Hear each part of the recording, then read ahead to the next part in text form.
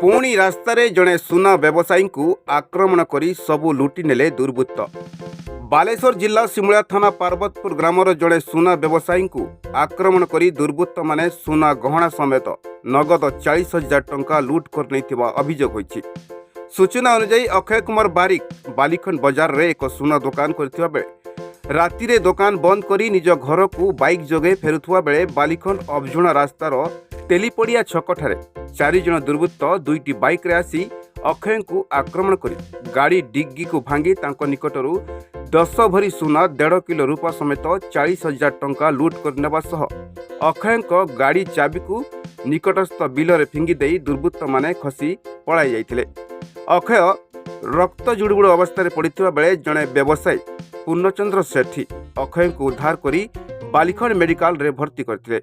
अक्षय सिमुला थाना अभियोग करबा परे सिमुला पुलिस तदंत आरंभ करछि। जहाँकर काली आक्रमण होला तांको दुकान पाखरे मो दुकान आम पाखापाखि सांग किछि दूरतार आसुलु से मो आगरे आसुले कला बुलेट रे प्रथम गोटे आसला मत ओभरटेक करिकी तापर मु जस्ट आम गाँ को बैक मुड़वा समय मु देखिल जे को से बाइकटा अटकेला पर ये पड़गले एक गाड़टा पड़गला मो लाइटर मत देखाला मुझे देखिए पड़गला तापर मुझे स्पीड कर पाख आसिली से मत लुहा गोटे फ्लाट रोड धरिकी गोड़े मु प्राण विकल दौड़िली और चिल्लेली कोजर से पाख लोक डाकिली कहीं आसिले ना तापर मो पाख से मत क्रॉस कर पलैगले बालिखंड आड़के मुझे से पाख दुकान के सब फोन कली फोन कला बेलू फोन पूर्व से बालिखंड बाजार पास कर पलैगले। तेणु यहाँ जदि पुलिस माने जदि मिसिकी ये लोकर